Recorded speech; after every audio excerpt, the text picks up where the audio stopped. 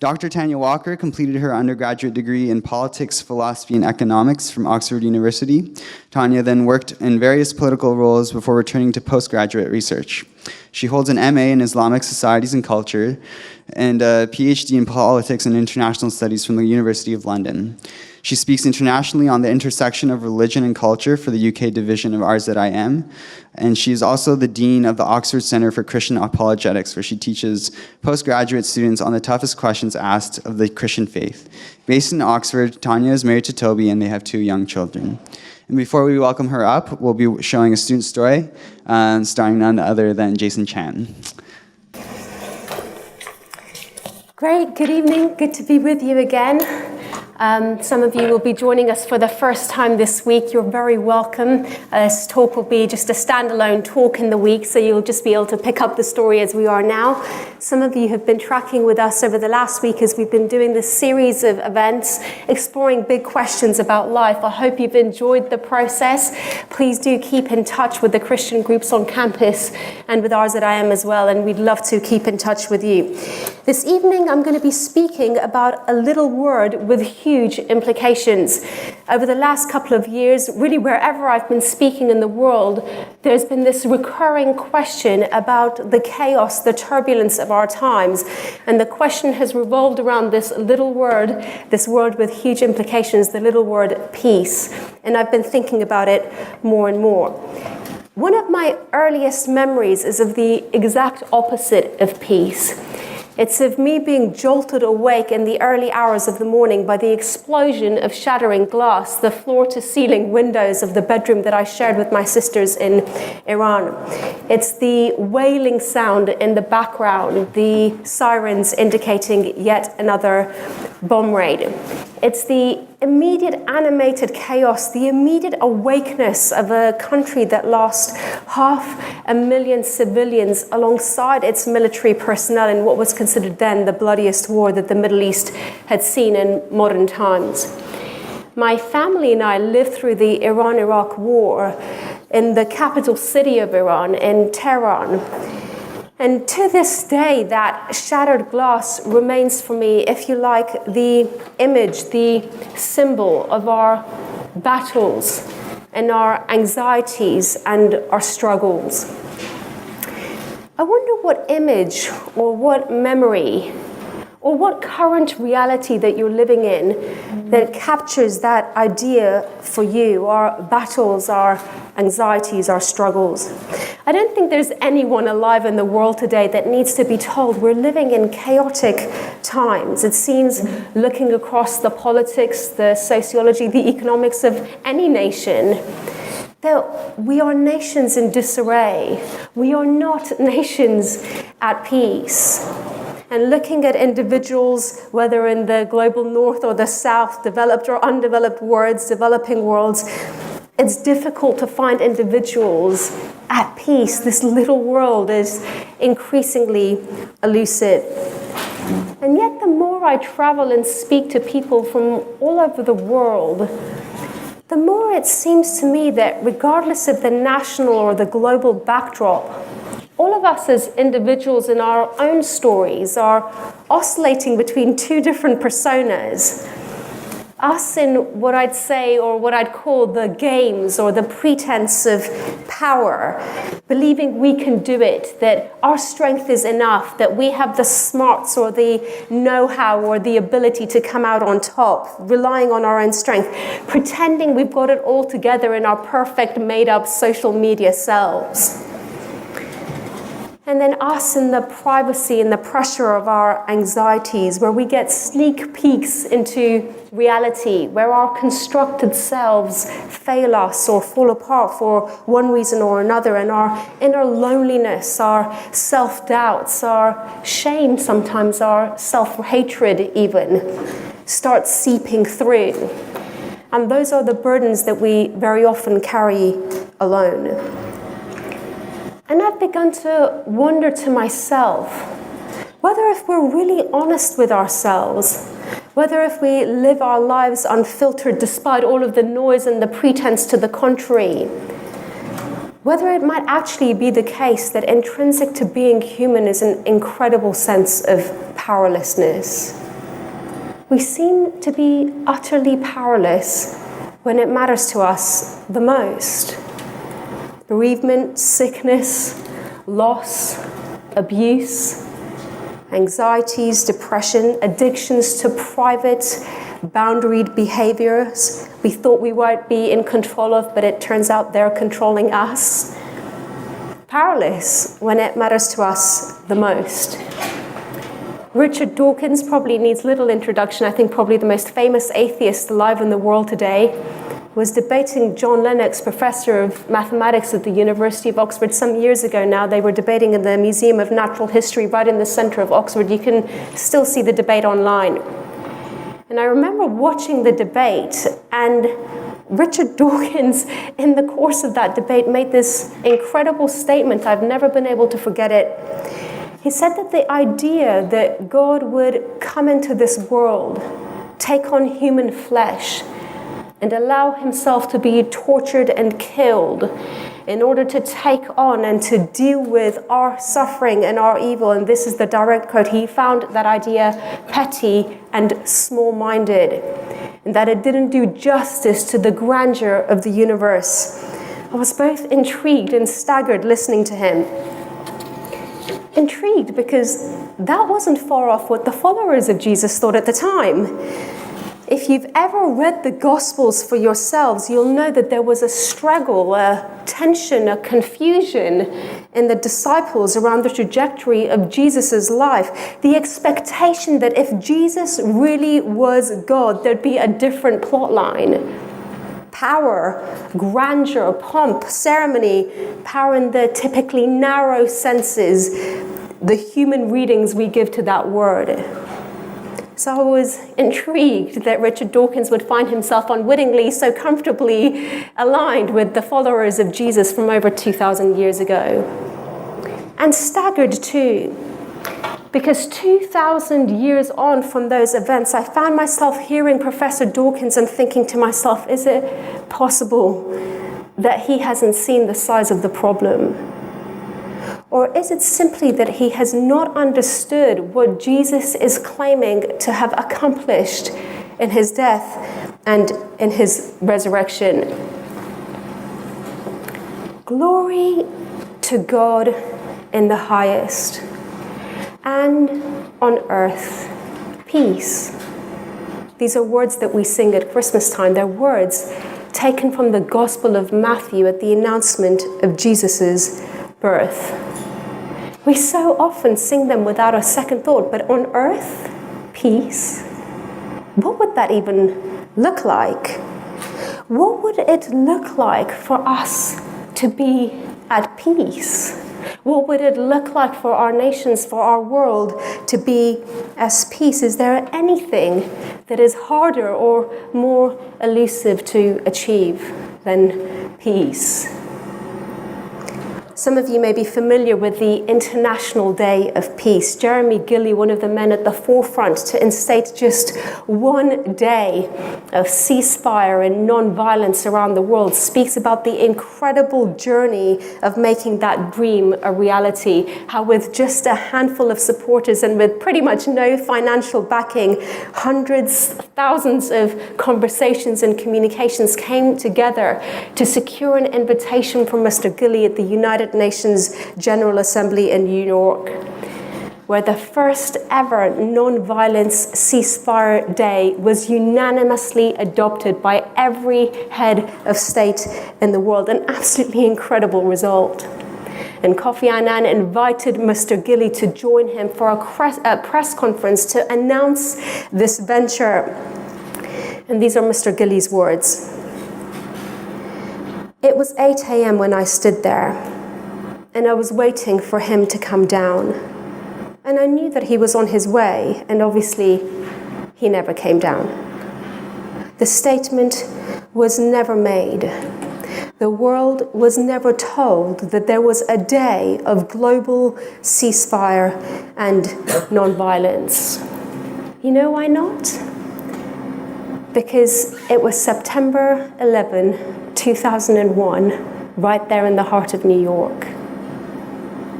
Is there anything that is harder or more elusive to achieve than peace. One of the privileges of my job is that I get to travel around the world and speak to people from every conceivable culture and context and background. I always find it so fascinating how people of different contexts, people of different cultures approach the claims of Christ.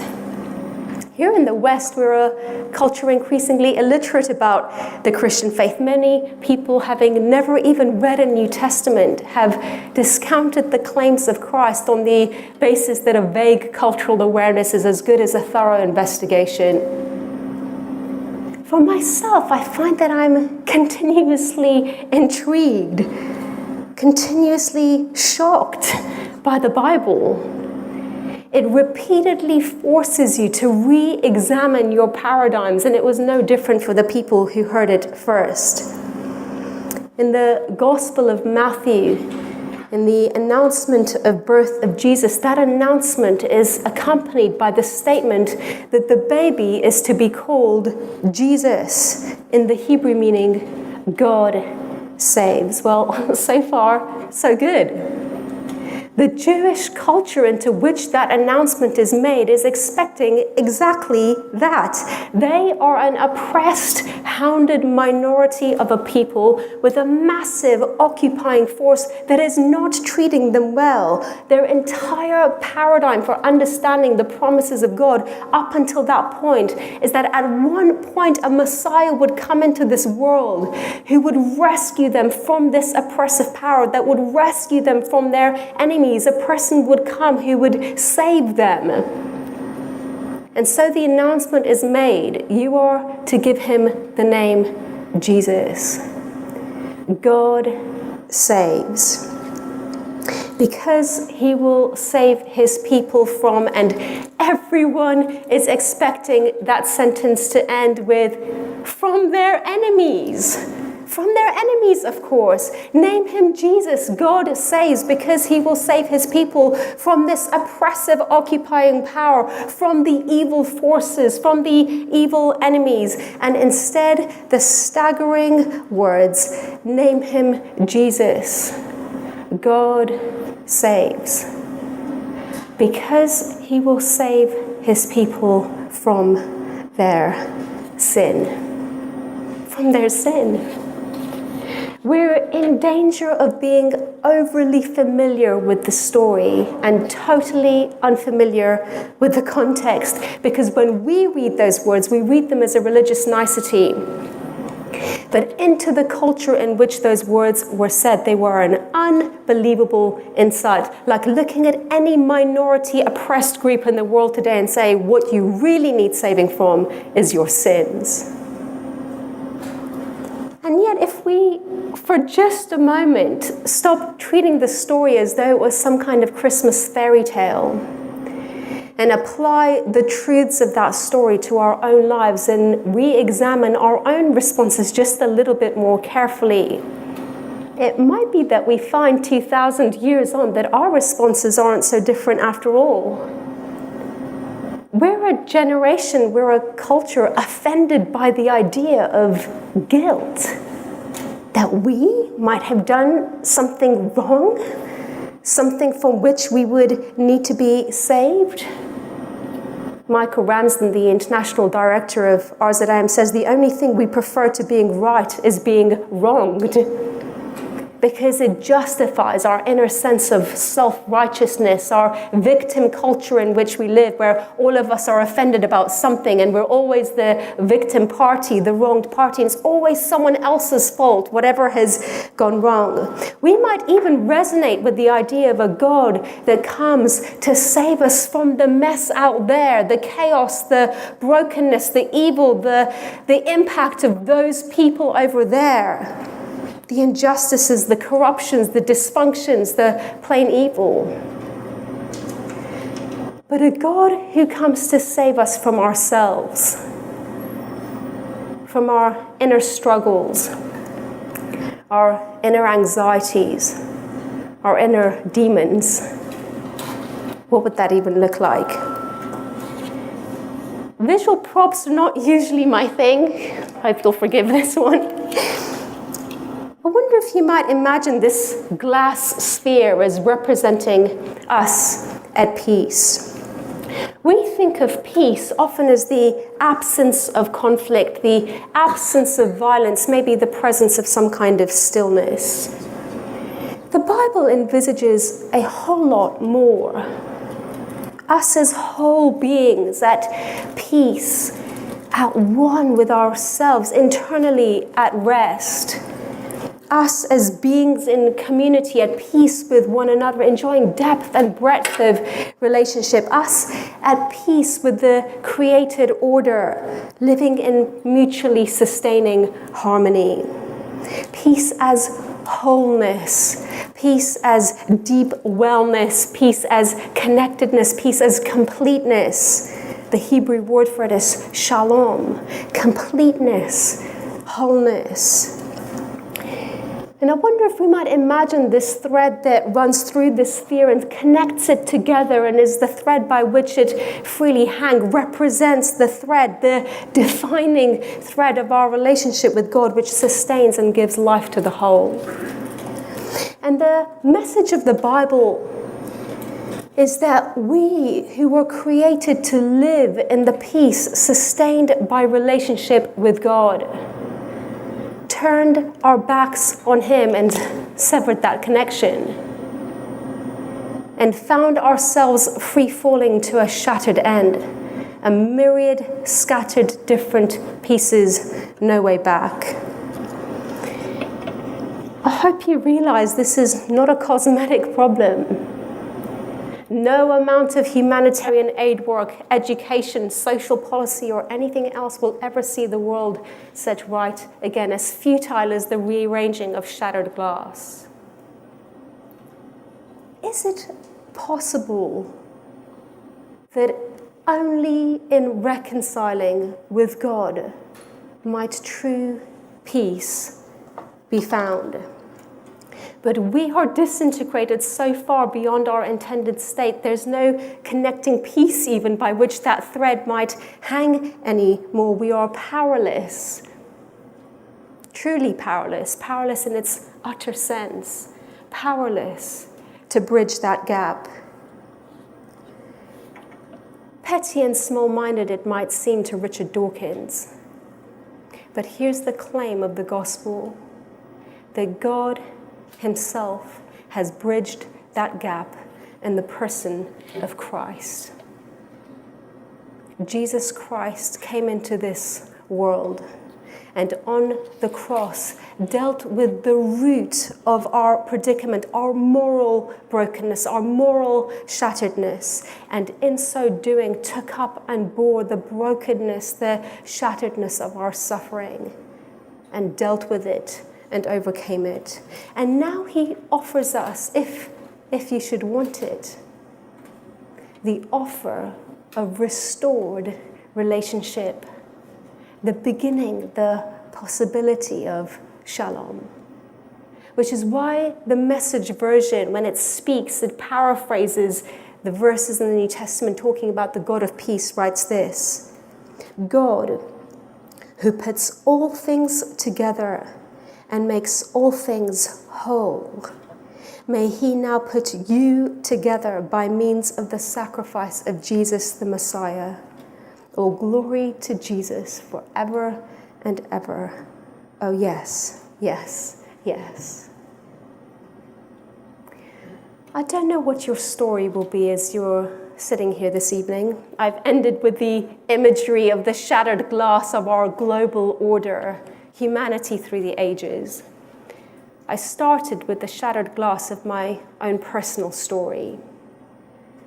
I don't know if all that you are holding is intact. Would you like to know the peace of being reconciled to Christ? I don't know what your thoughts about Christianity have been in the past. Some of you may have come to a number of events this past week. I hope it is becoming clear to you that it is not about buying into a bunch of ideas or doing a bunch of things or even experiencing, feeling a bunch of things. Christianity is the invitation to reconnect with the God who loves you, who knows you, who made you, and the God who can give you the power to change. Where is true peace to be found?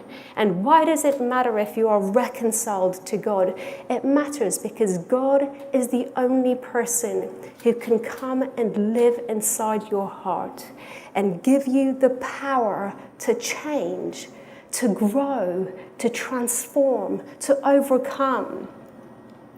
And because God is the only one who really knows you, who knows you inside out and yet loves you with an unconditional, unwavering, unending, the children's storybook, forever and always love. And that love allows you to be freed of your fears, freed of your anxieties, to live in the space of knowing you're known and you're loved, that God is committed to walking the journey with you, that God is committed to the process, the complexities of the story with you. So this evening, here's the opportunity. Do you want to know the peace of being reconciled to Christ? There are not an endless number of options in response to that question. You can say, no, I don't. I don't want that. Or you can say, I'm intrigued, maybe I'd like to, but I don't know enough. I haven't looked at this enough. I haven't examined the claims. I'd like to find out more. I have some questions. I have some objections. I want to have a conversation. I want to start the story. That's absolutely fine. Or it might be that you're here and you're saying, you know what, I don't know all the answers. I haven't done all the homework. I don't understand all of the implications, but yes. Yes, my answer is yes. I want to be reconciled. If that God exists, I want to be in relationship with him. And I'd like to pray with you. For those of you who've heard me speak this week, you'll have heard this prayer before. It's going to be very simple. Sorry, thank you, please. And if you want to say yes to God tonight, then you just echo the prayer that I'm going to pray. Just echo it in your heart and make it your own. So I'm going to ask that everyone just close their eyes for a moment. There's nothing magical about this. It's just giving each other the dignity, the privacy of a response. I'm going to pray. And if you want to say yes to Christ, I'll pray for you and I'll pray for all of us. But now specifically for those who want to know Christ. Lord Jesus, I'm sorry for the way in which that I have contributed to the shatteredness, the brokenness of this world. I thank you that on the cross you dealt with the root of that shatteredness, my moral brokenness, and in so doing also picked up and bore and took on yourself the shatteredness, the brokenness of my suffering. And I pray, please, will you come into my life? I want to be reconciled with you. I want that hanging thread to exist in my life and to bring wholeness, bring peace again, to make me internally at rest, knowing that I live in your love and in your power. And Lord, I pray for all those who are thinking, maybe, I don't know, maybe I'd like this, I need some time. I pray that they would experience the peace and the joy of the adventure of knowing you, of finding you, the adventure of the discovery. And for all those who've come and are saying no to you tonight, I pray, Lord, that you would continue to woo them and to show them your love, and that they might one day come to a different conclusion about who you are and what you are offering. In the name of Jesus, amen. There are some feedback cards on your desk. If you just pick them up, there's different options you can take. If you prayed that prayer and you prayed it for the first time and you want to say yes to Christ, then just tick the box, count me in, and give us your contact details. Someone from the Christian groups on campus would love to get in touch with you and just come alongside you in the journey. If you're thinking, I'd like to find out more, I have questions, I have objections, I want to have a conversation, You have various options on there. Feel free to tick the box that says you'd like to grab a coffee with someone. It would be the pleasure and a privilege for someone from the groups on campus to meet with you. Or equally, you can join what's called an Alpha course. The Alpha course is really just a number of weeks of a very informal process whereby you can raise your questions or listen to other people's questions and just have an informal conversation about questions of faith. And we'd love to get your feedback. Whatever your answer to that question was, yes, no, or maybe, please give us your feedback. Tell us how we can do these events better. We'd love to hear from you. And so you can just fill out the comments form. If everyone could take just a minute to do that now, we'd be so grateful if you could just pick up the form, pick up a pen, write your responses. In just a second, we'll come back and do a Q&A, but once we've filled out these forms, thank you so much.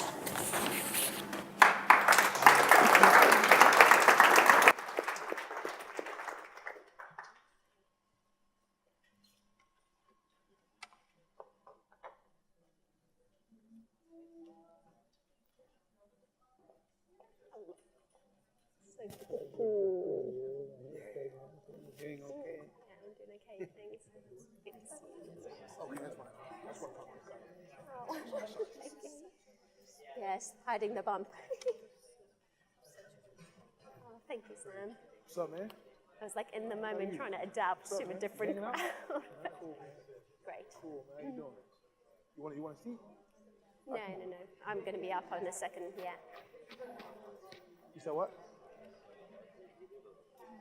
Nah. So we were having a talk on peace. So we just been talking about peace, man. So yeah, you can come hang out if you want to, man. Grab some soda or something. Cookies, man. Just come out. Well, thank you very much, Tanya, for that talk tonight. Is this on? There we go. Thank you, Tanya. My name is Archie. I work with Power to Change, and I'm a chaplain here at U of T. And I'm excited about this next part. We have the next 20 minutes or half hour, however long your questions keep coming, to have a bit of a Q&A here. So we have a panel to address your questions tonight. So I'd like to invite up first Tanya, our speaker, and also Logan and Abba. And Logan works, all three of these fine people work with Ravi Zacharias International Ministries, who are one of the key partners, sponsors of this week. So Tanya in England, Logan right here in Toronto, and Abba in Connecticut. So they will do their best to answer your questions tonight. I had one to get us started. And you can send your questions in text, or if you'd like to just put up your hand, we can address your questions that way as well. So I think what you talked about, Tanya, is amazing, and all of us want that kind of peace, and if there is a God, to connect with that God. But how do you or the others answer this? How do you know following God isn't simply wishful thinking that leads to a psychological inner peace? Is it something more than that, or could that just be it? Yeah, I think I found C.S. Lewis's words most helpful for this. Lewis was a professor at Oxford and then at Cambridge. He was the author of the Chronicles of Narnia. Might be familiar to many of you, but he is known for just noticing how many of the natural desires that we have for things like food and for drink, and even a longing for relationships that finds itself fulfilled in romantic relationships and sex and that sort of thing, just seems to indicate that there is this reality that our desires naturally do tend to point to things that are really real. And the step that Lewis made to relate this with the possible question of God was, he said, if I find in me a desire for something that nothing in this world can seem to satisfy, perhaps I was made for another world. And so I think that's helped me think through that actually this longing and desire I have, this part of me that wants more peace and makes me want to cry out to God, that in general, that falls into a category of a desires that I have in other areas. Those desires exist because they have something there to meet it. And I think even when you look at the reality that we live in a very religious world, we have this sense that we're becoming more secular. But I think that's actually just characterizing very small segments of the global population. There is something within humanity, I think, that longs for something more. And I think that Lewis has helped me see that actually that might be an indication that there is something really there. That's how our desires often work. I found that helpful for me. I think one of the things, the ways that I think about it is that the fact that Christianity is documented sociologically to bring psychological benefits doesn't make it true. But if it was true, you would expect it to bring psychological benefits, because that's what the gospel is saying will happen, that the God who made you and loves you will come and be in your life, and that will transform you from the inside out. And so it's putting the cart before the horse. I came to be a Christian because I became intellectually convinced that on the balance of probabilities, the strands of evidence pointed to Christianity being true. And as a result of it being true, I would expect it to have psychological benefits, and that has been true for my life. But that's the way round it works. Because it is true, it tends to transform lives, not the other way around. Great, thanks. Maybe Abba, we'll start with you on this question. In your talk, Tanya, you talked about us being powerless to find peace on our own. What would you say to someone who feels they are truly at peace without any belief in God or Jesus? What I would say is that the claims of the Christian faith are to bring us peace on a personal level, but then also peace for the world. And I think that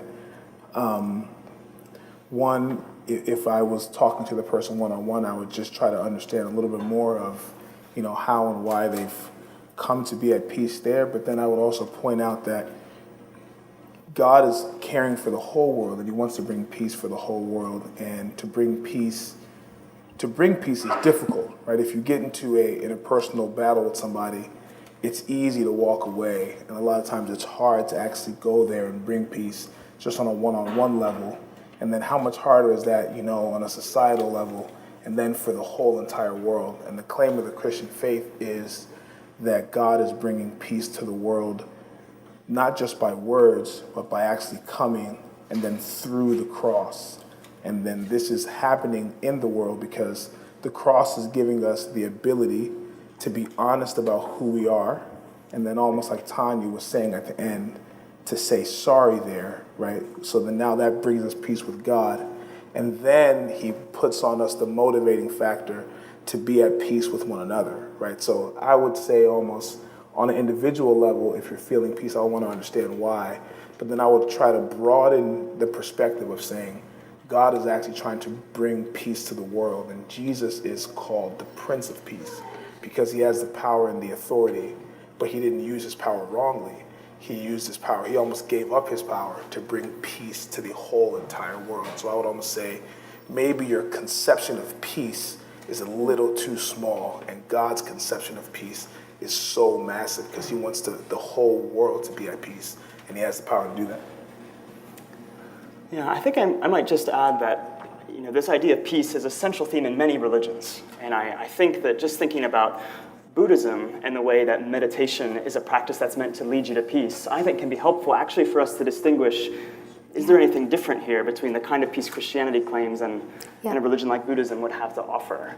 And if you know a bit about Buddhism, you know that a great part of that meditative practice is that you're focusing on emptying your mind. You're focusing on extinguishing your desires, and there is a kind of peace that comes with that as you separate yourselves from the relationships that tie you to things that you want that can lead to anxiety and that sort of thing when you lose those things or your dreams fall through.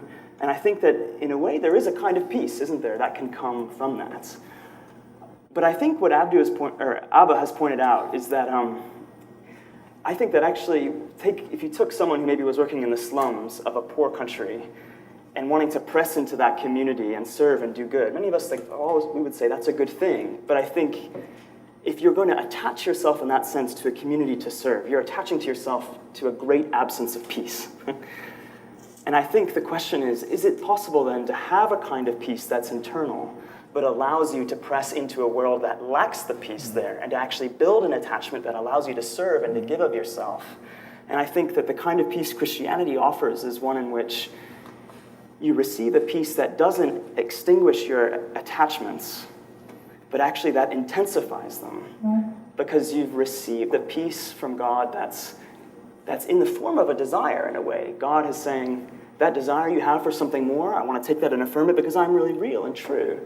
And with that, I want to give you a real peace, one of attachment that now gives you something to give to attach to unpeaceful places in the world. And so I do think the different pieces that different religions offer they're under this label of peace. I just think that they're different. And I just agree with Abba that I think the question is not just is there such a thing as peace, but what kind of peace is this? How does this peace then affect the way we relate to a broken and hurting world? This question might be a little different angle on a similar question. This came from the text. Why is God relevant to my life? Why should I care if I'm a decent person already?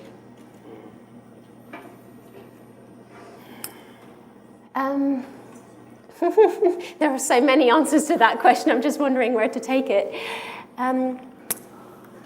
I'll take one facet. I'm sure these guys will have others. He's relevant because he's true. I'll say a silly story, even though it takes a couple of minutes to say, but once upon a time in a land far away, a little boy was born and his name was T.H. Ick.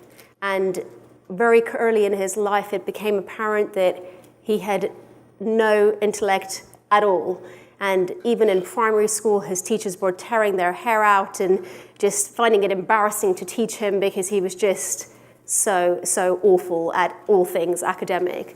And they continued this process, but every year the teacher was embarrassed that maybe they'd done something wrong, so they just passed him and passed him and passed him. In the end, he got through his secondary school because of the embarrassment and the social kind of standing around him.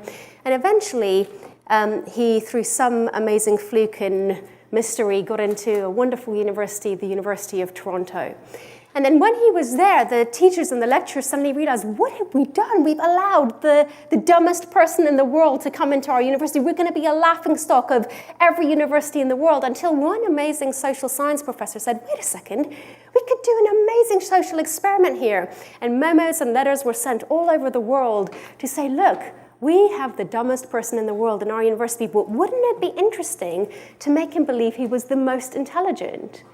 And so this world kind of conspiracy happened, and everywhere that T.H. Ick went, he was given fellowships and professorships and awards and scholarships. He got his PhD, he got his postdoc, and he was the most celebrated academic in the world. Women threw themselves at him. He died with an incredible sense of contentment, wellness, happiness, respect, honor, prestige. And the question is, would any of you want to be T.H. Ick? And obviously the answer is no. Because that sense of, well, I'm a good person, or I've lived a happy life, or I've been well, or I'm actually very happy as I am, those aren't the only things that matter to us. Reality matters to us. It's interesting, even in relationships where two people are together and one thinks they are happily married and the other is having an affair, you will never meet a spouse that says, I'll just want to carry on in the lie of being happily married. They want to know if their spouse is having an affair, because reality, truth, it matters to us. So why is God, well, let me just say something about that analogy, which is, in that analogy, when you find out the truth, it makes you miserable. The incredible thing with God is that you're happy as you are, you're well as you are, you're doing fine as you are, and then you find that there's more. That there's a deeper magic, that there is brighter multicolors, that when you find the truth, it opens up the vista, it opens up the possibilities. So why is God relevant to you? Because he's true. That's why every member of the panel is standing here, is because we've become convinced this is the true reality. Everything else is a lesser reality. However happy you are, how do you know that there's not more? Because that's our experience. There's more. There's more. You're living in multicolor already. It gets brighter still. Because the reality that is God is an all-consuming reality that intensifies rather than diminishes everything that's happening around you. And you may or may not feel your need for him, but when you encounter him, it changes everything else. But you guys might want to come at it from a different perspective. I think your illustration might have done two things: pointed us towards God, but made everyone here doubt how they actually got into U of T. You're the social experiment. Which one is it? Right. Yeah, anything either of you would add?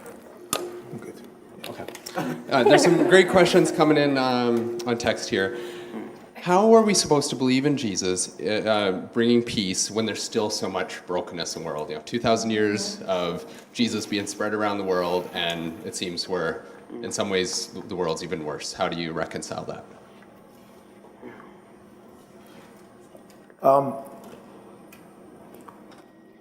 First, I think it's an amazing question, especially if you have some global context of all the problems that are going on in the world. But I would almost begin and answer first questioning if people, when they ask that question, if they really understand what the problems are in the world, right? And then secondly, it would almost be the great additive or the great additive that the Christian faith has been to bringing reconciliation, right? My family's from Nigeria, and Africa is a lot of times is on the news for having a lot of problems, right? But then two stories in particular always, come out to me. One of my Liberian friends, being from Liberia, Liberia had a 14-year civil war. And at one time it was called the rape capital of the world, right? And peace was brought to this nation when there was a woman named Lima Bowe. She actually won a Nobel Peace Prize. And she said that she had a vision that enough is enough. And then she organized a prayer rally where all the women of Liberia came together wearing white T-shirts. And they came together and they prayed in the city and they prayed for peace. And now there's been a 14-year civil war. And this got the attention of the dictator. Right? The dictator agreed to meet with her. He said, you guys cannot do this again. He was very unhappy. And then she said, we're going to pray for peace every day until peace comes. So they organized themselves. And then within 2 weeks, the Civil War was called off. Right? So that's a place where I hear what the question and I hear what you're saying, but there's also, I would almost question, have you heard some of the ways that Christianity is bringing peace in the world? It's not perfect, right? But Christianity, people that are marked and moved by the gospel, Jesus calls them peacemakers. And inasmuch as people are becoming gripped by this message of peace, right, I believe that, as we pick that up, we can be agents to bring peace in the world, right? We're not saying that it's perfect, but I do really believe that, in people being able to come and say the truth about who they are and what they've done, that Jesus is helping human beings to really actively be for peace, right? And that's not saying that all the problems are going to be gone like that, but, I was going to tell another story about South Africa, but I'll pass on the mic. Yeah, I think I might just add that part of the brokenness that's politically manifesting itself, we definitely see south of the border this incredible polarization and division, the government shut down. Is there any hope? I think that honestly, in Canada as well, there is division sometimes that we're not as eager to see in ourselves. Just this last provincial election, the Toronto Star was doing interviews with people, asking them, how did you make your decisions in voting? And they found that for the first time ever, most Ontarians decided they were going to vote not to support the party that they favored, but rather to block the person who they disliked the most. And I just think that this brings it to home to Ontario, that there is actually something about where we are now that has us very divided, and we're more known politically for what we stand against, or even who we stand against, versus the party or platform that we stand for. And I think that the question is, given that this is the reality of the world, and I think that Jesus was more, he just was very upfront that there is brokenness and division in the world. The real question is, what kind of solution is out there for this kind of a problem? And as I think about south of the border and here as well, I think there are at least two things we need to cultivate for lasting reconciliation, even politically in our country. And one, I think, is this first element of humility.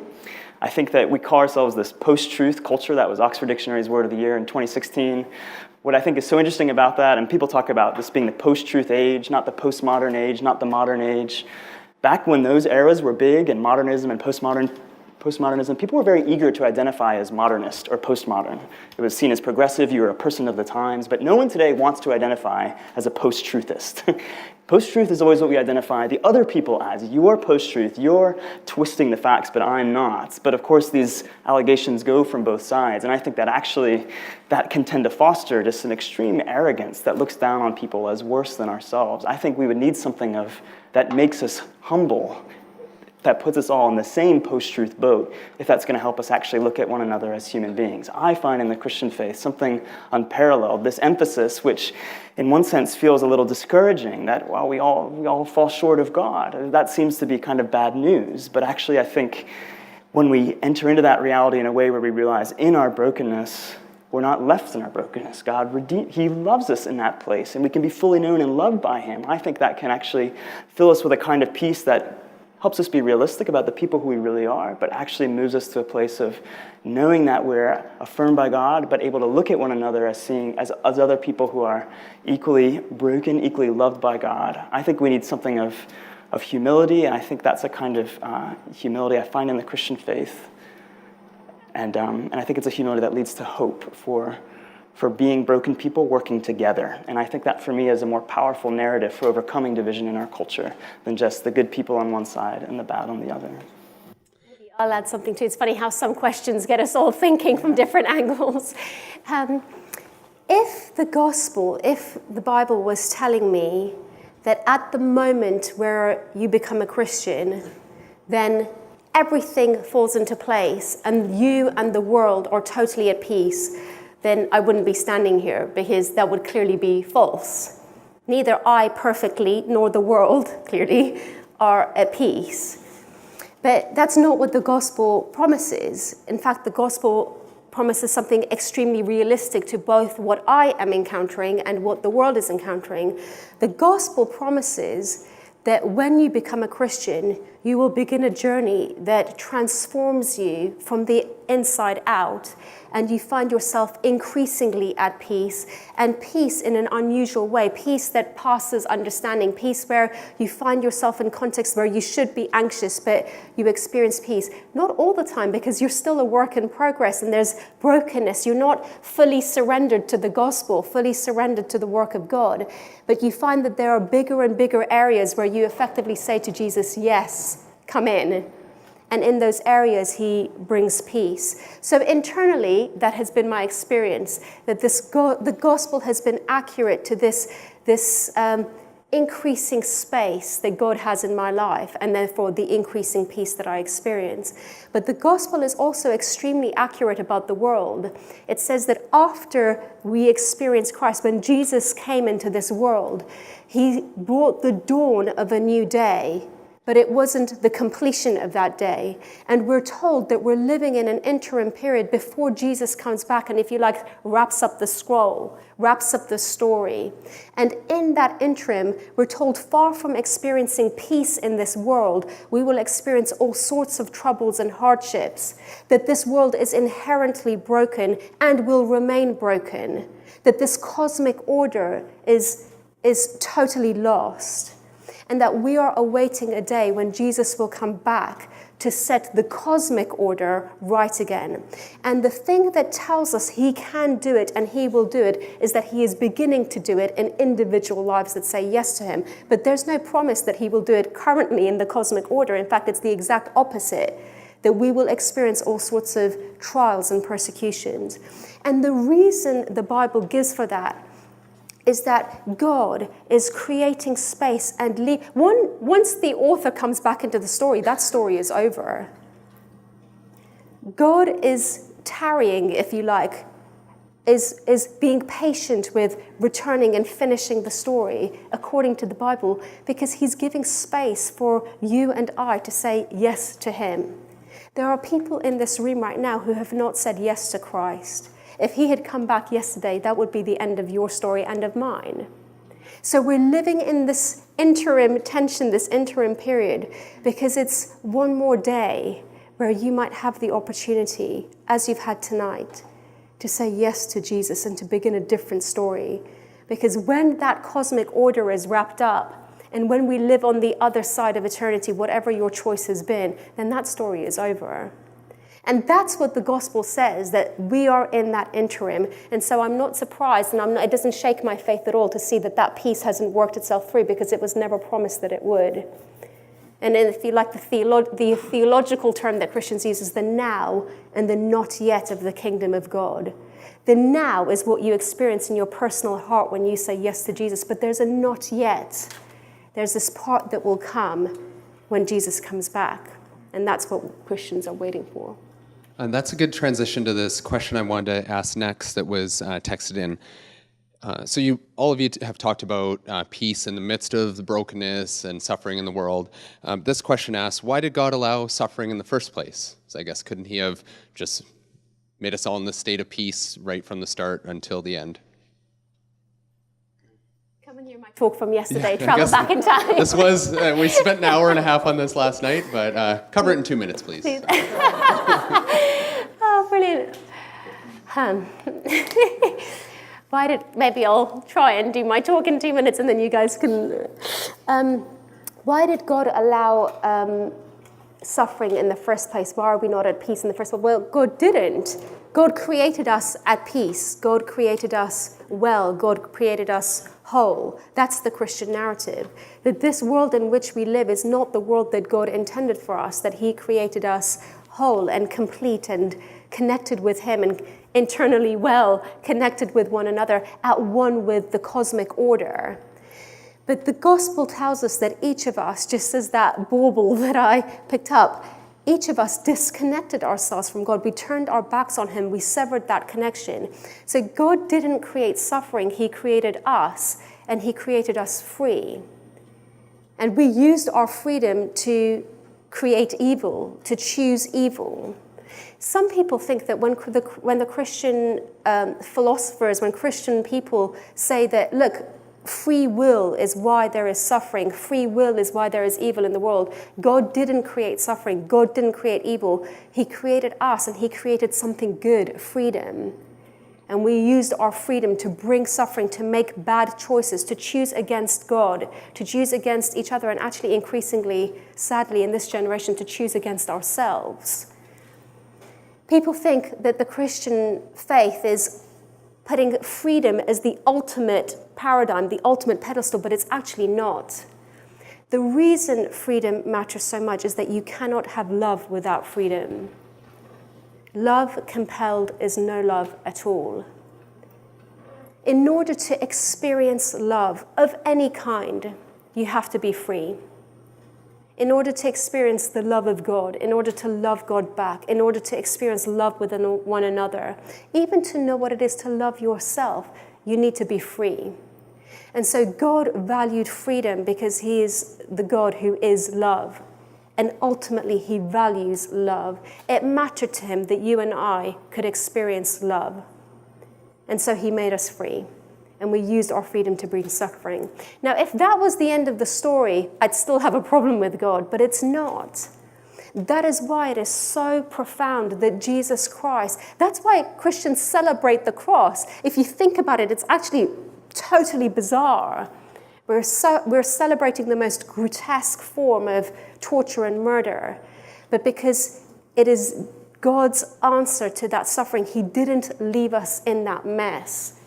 He decided that even before we created suffering and created evil, he already knew, I'm going to deal with this situation once and for all. And that's what the cross is about. And we can explain that more if you want to find out more about how exactly does that work.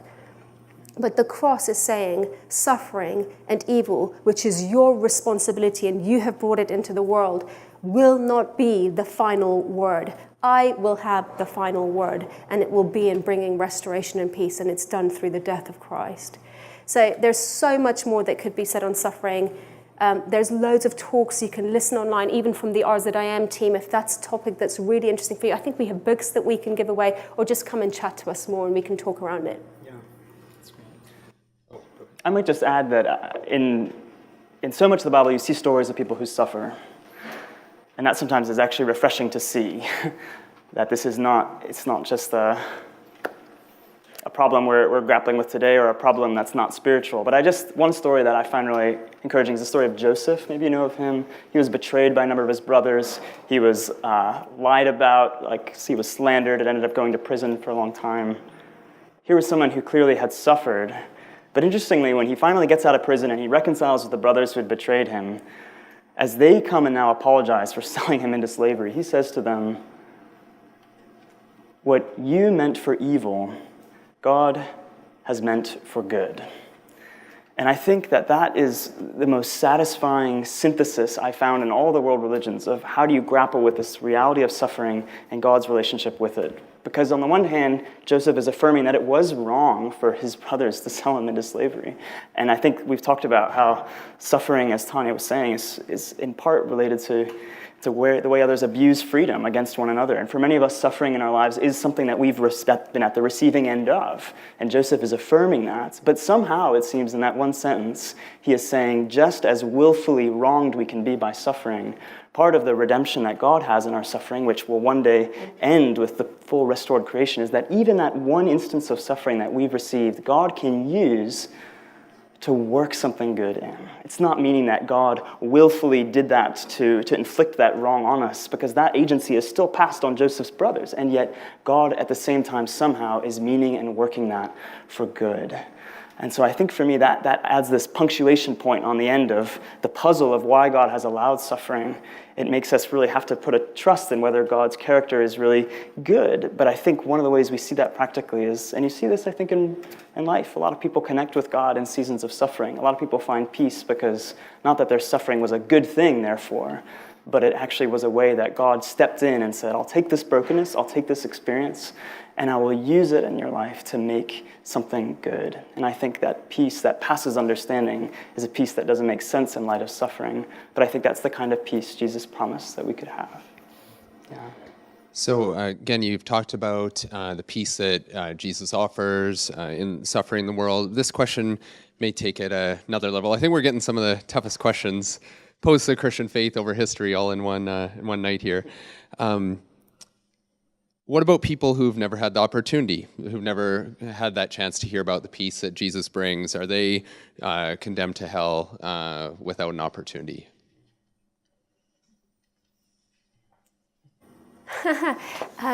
Let me... Nervous laughing. laughter. Well, nervous laughter. It's hard to know who has something that they want to jump in on. I'll jump in and then these guys can add. There are a number of responses to that from the Christian faith, but I'll give you one that actually is at root the answer to multiple different questions that come about. It's a question effectively about the character of God. Can we know that we can trust God? How do we know he'll be just? How will we know that he'll be fair? It doesn't seem fair, this setup of only through Jesus can you know this peace. If only through Jesus can you be saved, then it doesn't seem fair that there'll be inevitably some who don't hear about Jesus. So I just want to say two things. Unique to the Christian faith is the claim that you can know the hero at the center of the story. No other worldview makes that claim. No other religion makes the claim that you can know the God at the center of the story. Not just know about him, but that you can really come to know him, that he has chosen to reveal his character, to reveal his nature, such that you can enter into a relationship with him and know who it is that you're in relationship with him. And that's absolutely pivotal to why you are able to trust God. I'm married to the wonderful Tanya Walker. Toby is a lawyer. Imagine if someone came to me and said to me, look, there's a case that Toby is working on. Here are the circumstances of the case. Here are the bits of legislation that apply to the case. As far as the outcome depends on Toby, what will the outcome be? Well, I might understand something of the circumstances, and I might understand something of the bits of legislation, but I don't understand it conclusively. What I do know is Toby. I've done almost 20 years worth of homework on Toby. I have seen him in every conceivable situation, even in our teenage years. I've seen him when he's happy, I've seen him when he's sad, I've seen him under pressure, I've seen him in every conceivable context. And I know that as far as the outcome depends on Toby, the outcome will be just. This is at heart what God is inviting us into. What about the people who have never heard? Well, we understand something of the circumstances. We have this hypothetical idea of people who've never heard the gospel, although I'm going to come back to that in a second. Clearly, anyone who ever raises this question has heard the gospel. But hypothetically, we're imagining that there are people somewhere who haven't heard about God. So we have this imaginary circumstance. We don't fully understand it, but we think it's there. We have these bits of legislation, the claim that only through Jesus Christ can you be saved. Can you know this shalom? Can you know this peace? And we understand something of that. We don't understand it conclusively, but we understand something of that.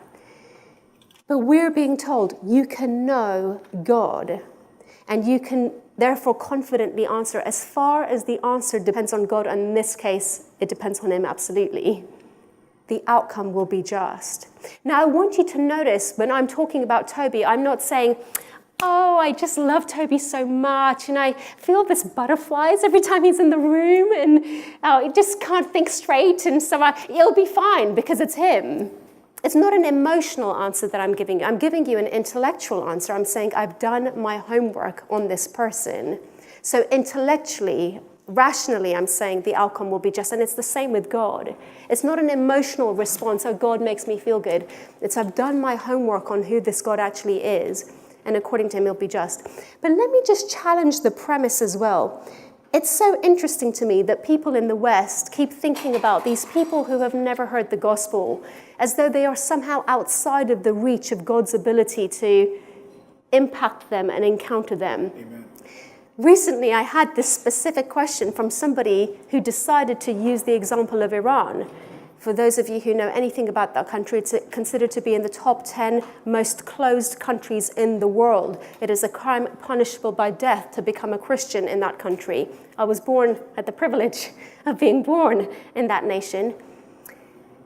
The Iranian church, even though it's a crime punishable by death to become a Christian, and it's a crime punishable by death to tell a Muslim about Christianity, the Iranian church is the fastest growing church in the world at the moment.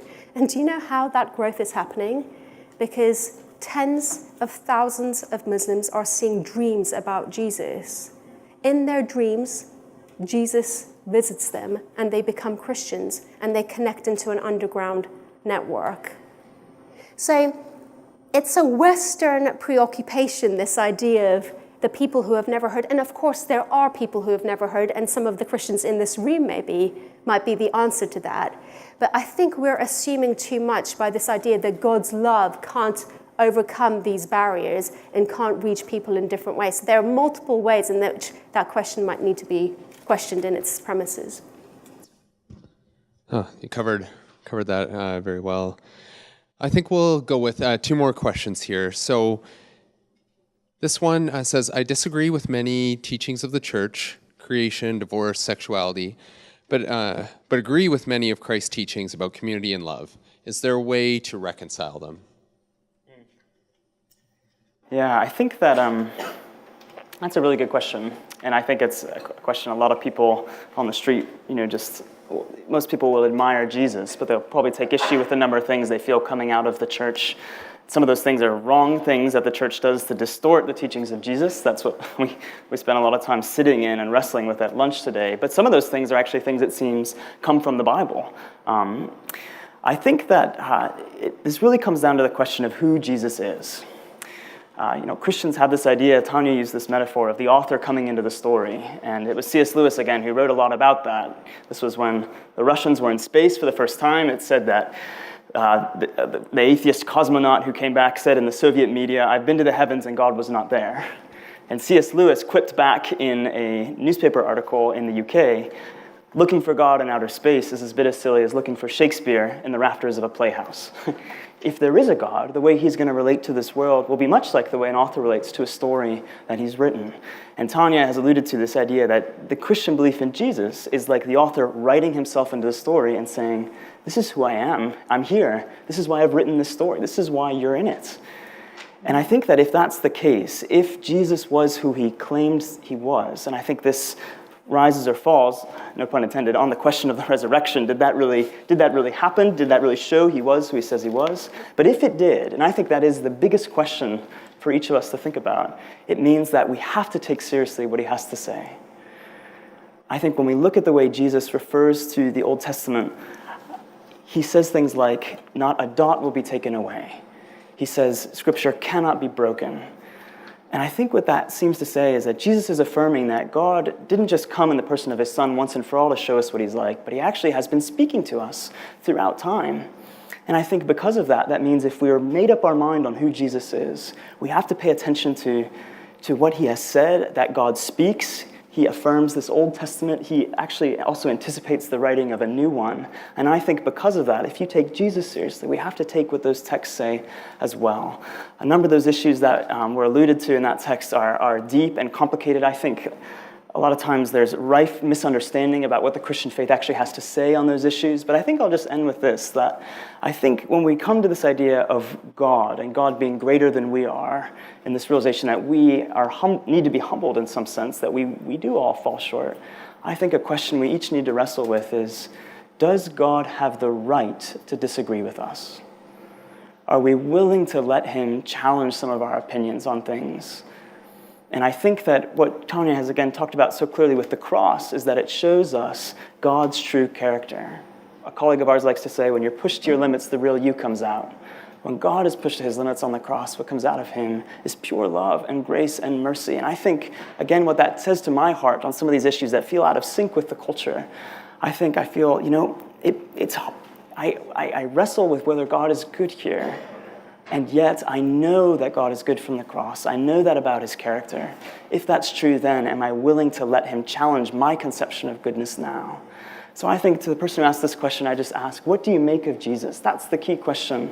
If you make him as the author in the story, are you willing to let him challenge you?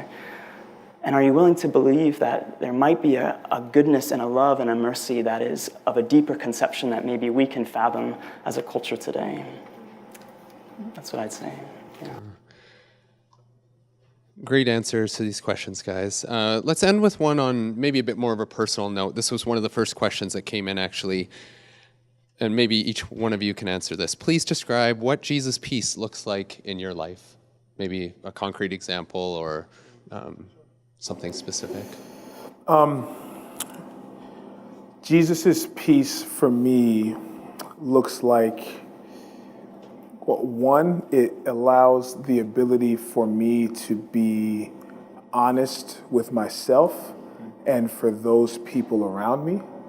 Because I think one of the things that we struggle with a lot is being honest and like really receiving feedback about yourself.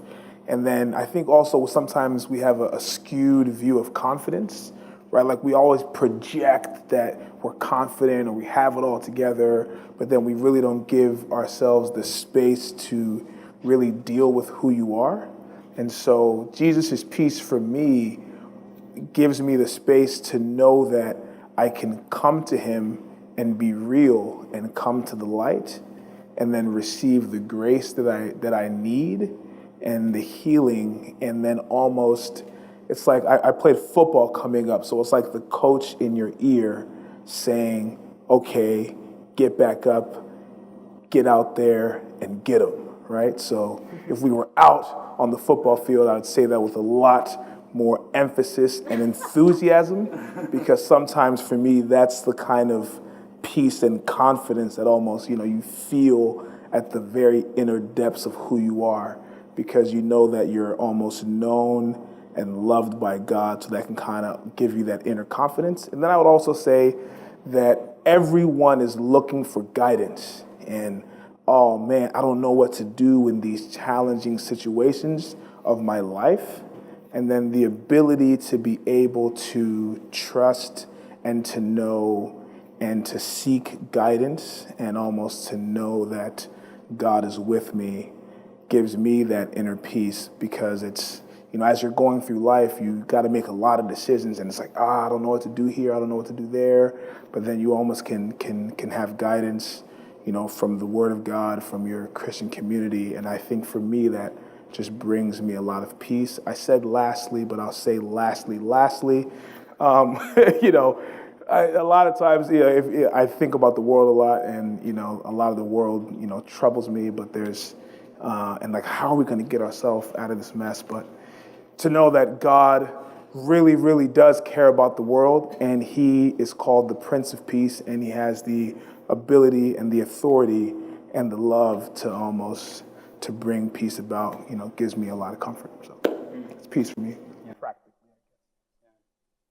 I think I'd just say that this question of peace was at the heart of why I became a Christian and how that happened. I think there was the intellectual journey that Tanya's mentioned. A lot of the topics we pressed into this week have been on science and faith and why I trust the Bible. And those are things I wrestled with. But for me, this was where Christianity actually seemed to make sense to me. I was a track and field athlete in high school especially. I ran like middle distance, but was hoping to run in university, and I grew up in the States and was talking to coaches and planning to run Division I, and it was looking like that was something that was really going to happen. And it just was at that point that sore knee after practice became something that was more serious. It didn't go away, and all of a sudden, those conversations with coaches just gradually started one by one ending. And I remember that happened to be the year my high school team went to nationals for the first time. I remember sitting at my kitchen counter watching the live stream of the race that I had always wanted to run. And I just remembered, this kind of sounds like first world problems, but I just will say I was surprised myself at how crushed I was. This was how I wanted people to know me. I was Logan the runner. How many people had I already told that this was my plan? This is what I wanted to do next in my life. And to have that taken away from me just left me at a low point I didn't expect I could hit. And it was at that summer, actually, I ended up working in Central America and was there with a charity where I came across a number of these Christians, many of whom hadn't gone to high school, wouldn't get the chance to go to university. They were not successful by a worldly standard, but they simply had a sense of peace that I knew I didn't have. And I remember looking at them and thinking, I've called myself a Christian my whole life, but you have something that I do not have, and I want it. And I saw for them, these people had their identity grounded in something that, a kind of affirmation that came from God. They knew that God loved them, that He'd laid down His life for them, and it just gave them a stability of hearts. They were living for something that actually could sustain them and give them peace. I saw that wasn't something that I had. And for me, that's when the intellectual came together with what I was living, the existential. And I remember in a hotel balcony in Bluefields, Nicaragua, I said yes to God, and I said, I want the peace that they have. I see that I have been looking for satisfaction and peace in places that aren't you, and that's wrong, and that you still have loved me and you offer this to me. And that's how I became a Christian. And so this is why I love this topic. It's one that's been really personal to me. I still continue to wrestle with anxiety and stress at times, as I think we all do, but I think that there is now something I can come back to, kind of like diving under the water when there's waves on the surface. I can go below and find peace with God, and that's been part of my story. For myself, peace looks differently in different contexts because different challenges require different types of peace. So I'll just maybe speak broadly to some contexts.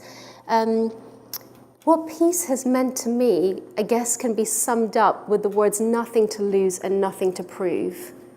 It has brought about a freedom from the fear of failure and a freedom from needing to try and be anything, or try and achieve this significance, or try and present myself in the way that I want others to see me. And that was a real battle for me in my teens and in my 20s, this sense of the image I wanted to project, the person I wanted to be, the way that I wanted people to think of me, and then the repeated crushing of just not being able to be that, not being good enough for that, and whether it was in terms of gifting or achievement or character or whatever it was, that I couldn't kind of achieve my own standard or the standard that I felt other people might expect of me. And peace for me is grounded in knowing that I am loved by God. It has removed any need of pretending. I remember I had one conversation with somebody who I wanted to impress, and I misspoke something, and basically it sounded awful. It sounded unbelievably arrogant, but I got so embarrassed I couldn't even rectify my mistake. I was in my late teens, and I remember walking away, and I was absolutely crushed. I was so embarrassed. And I remember thinking, what must they think of me? they must think I'm really arrogant and I don't know if I can ever face them again, basically. And the realization dawned on me, worst case scenario, I really am that arrogant. And even then, that would be okay, because God knows me. There's no point pretending with him. He knows me already. He knew me before I was born, and he knows all of my weaknesses, all of the weird things that I do, all of the ways in which I try and pretend. And he's fine with that. He's met me where I am. But importantly to me, because of how I'm wired, he is committed to making me the person I actually want to be. And so that has brought an incredible peace, the sense of even the worst case scenario of the worst that I am, for all of my pretenses, God's already seen it. And he said to me, that's fine, I love you anyway, I'll meet you there. But I'm going to walk this, I'm totally committed, don't worry. Me and you together will make it to the person that you are trying to be. And I found in my life, I wouldn't want you to walk away with the impression that all Christians therefore live perpetually in peace. I struggle with anxiety in a number of different contexts. But what I found is when I am anxious, it is showing me that I have put my trust in something other than God. Something else has become important to me in a way that has diminished the importance of that understanding that I am loved by God and that he holds my future. Nobody else gets to hold my future in their hands. God holds my future in his hands. And the moments of anxiety for my life is where something else comes in or something else. It basically exposes to me that my thinking and my heart have got rewired somewhere.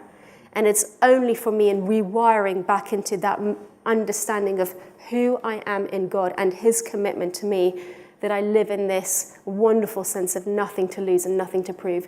Interesting to me, a practical outworking of that is public speaking, because up until about 2 years ago, I used to have unbelievable, I'm still doing this job, I've been doing this job for 7 years, but I had unbelievable anxiety speaking in public. I used to not sleep for days before each speaking engagement. I speak about 100 times a year, so you can imagine how much sleep I got.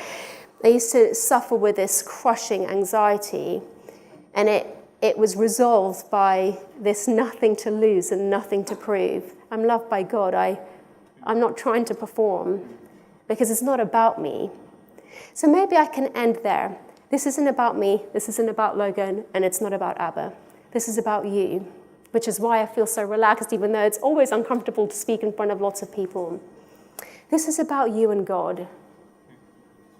Forget us. Forget whether our answers are eloquent or not eloquent, whether you like us personally or not. Do you want God? It's between you and God. And you might not feel ready to say yes tonight. But if you are here and you don't know God, do some homework. Find out about him. Is it possible that you are missing a greater reality that will change everything else? Is it possible? Because if it is, it's going to be worth everything that you've got. So maybe we can leave it with that question. And thank you so much for listening so well. All right. Thank you so much, panelists.